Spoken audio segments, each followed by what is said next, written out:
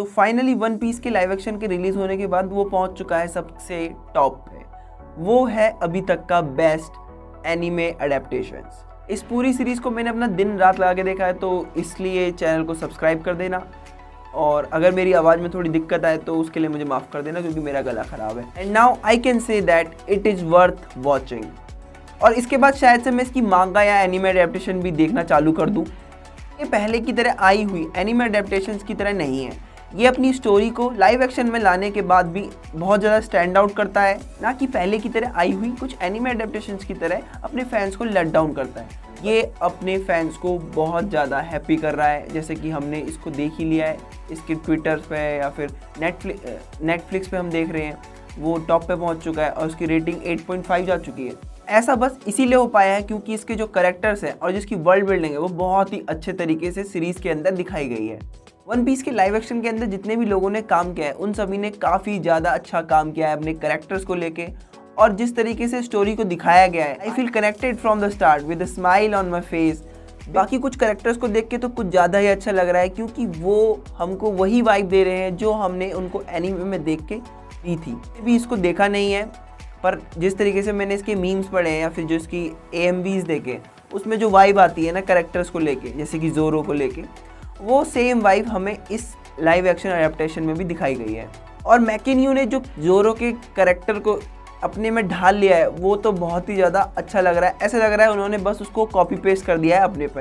And then our main character Monkey D Luffy को भी गोन्यो ने बहुत ही अच्छे से ब्लेंड किया है लाइव एक्शन अडेप्टेशन के अंदर। और जो उसका चाइल्ड कैरेक्टर उसने भी बहुत ही अच्छा काम किया है, जैसे कि जब वो अपने आप को अपनी आँख के नीचे यहाँ पर चाकू मार लेता तो वो एक्सप्रेशंस को बहुत ही अच्छे से दिखाता है, और अपने जो अडल्ट वर्जन है उसके साथ भी थोड़ा बहुत मैच कर रहा है। सबसे बेस्ट सीन तो मुझे वही लगा जब शैंक्स अपनी कैप लूफी को दे देता है जब, और वो बहुत ही शांति से सर झुका के खड़ा होता है उसके सामने, तो वो बहुत ही एक इमोशनली हिट करने वाला मोमेंट था। एंड इट फील्स लाइक कि कोई बड़ा हमको समझा रहा है और उसने हमको कोई जिम्मेदारी दी है किसी चीज़ को संभालने की, और वो है लूफी के लिए वो स्ट्रॉ हैट।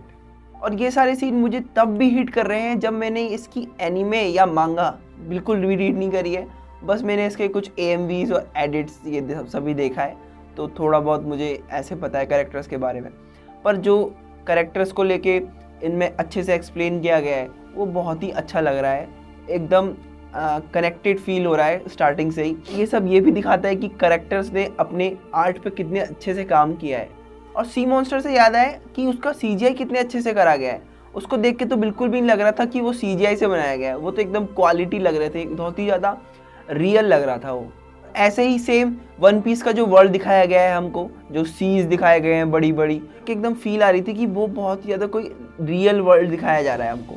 और लूफी की स्ट्रेचिंग एबिलिटी और बगी की जो हमें चॉपिंग एबिलिटी दिखाई गई है, जो चॉप्स में टुकड़ों में बढ़ जाता है, वो बहुत ही ज़्यादा क्लियर थी CGI में भी, और एकदम क्वालिटी में दिख रहा था कि कितना अच्छे से उसको CGI किया गया है। कि प्रोडक्शन ने एक्टर्स पे पैसा खर्चा करने की बजाय अपने CGI पे खर्चा करा है, और क्योंकि उन्हें पता था कोई भी उन्हें बड़ा फेस नहीं चाहिए, वो अपने इस लाइव अडेप्टेशन को अपने कैरेक्टर्स पे और अपने एनीमे पे बेच सकते हैं।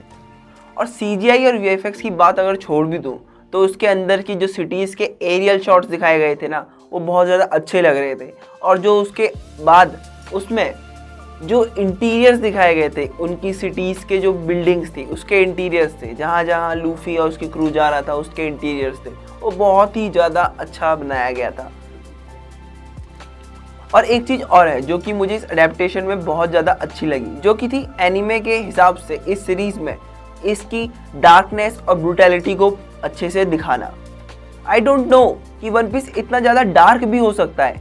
इसके अंदर हमको स्लेवरी, असॉल्ट, बिट्रेयल जैसी अलग अलग चीज़ें दिखाई गई हैं जो कि इस वर्ल्ड में चल रही हैं, पर उन पे कोई ध्यान नहीं देता है और लोग उन चीज़ों के आदी हो चुके हैं, या फिर जो लोग उनसे लड़ रहे हैं तो वो उनसे उभर के आगे भी बढ़ रहे हैं।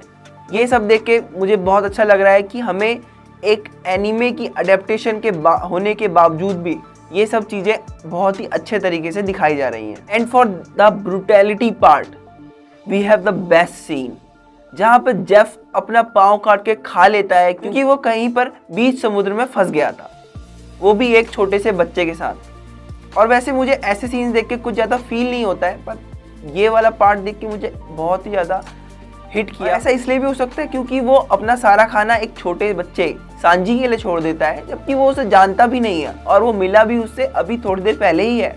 But in the end I know Jeff is a great captain. उसने उस आइलैंड पे अपनी कैप्टनसी निभाई और उसने सांजी को खाना दे दिया। But in the end I have some issues which I have to address it now. जैसे कि सबसे पहले तो मुझे ये बताओ, इसमें इतने सारे लंबे और इतने ज़्यादा डार्क सीन्स क्यों हैं? मतलब कुछ भी नहीं दिख रहा है, अंधेरे में भी नहीं दिख रहा है। And I don't know why, but मेरे को तो इसके म्यूज़िक में भी थोड़ी कमी लगी, जो कि मुझे थोड़ा सा ऊपर नीचे लगा। क्योंकि जब भी हम कोई भी एनीमे देखते हैं तो उसके अंदर हमें कैरेक्टर्स के लिए OSTs सुनाए जाते हैं। जैसे कि हमारा ब्लीच में बहुत सारे कैरेक्टर्स के ऊपर OSTs हैं। जैसे कि जो शिंजी का OST है वो तुम्हें बजा के सुना देता हूँ, ठीक है? ये सुनो, ये OST कितना अच्छा है, ठीक है? तो ऐसे ही इसके अंदर भी OST है या नहीं, ये मुझे बता देना कमेंट्स में, अगर तुम्हें पता है तो। क्योंकि मैंने एनीमे देखा नहीं है, जैसा कि मैं तो पहले बता चुका हूँ। हम फाइट्स में देखते हैं कि फाइट्स में हमको हाइप अप करने के लिए कुछ बैकग्राउंड म्यूजिक दिया जाता है, जो कि बहुत ही ज़्यादा अपब्रिंगिंग होता है, अपबीट होता है। पर इसमें मुझे फाइट्स में इतने ज़्यादा म्यूजिक सुना ही नहीं दिया, तो मुझे थोड़ा म्यूजिक ऊपर नीचे लगा।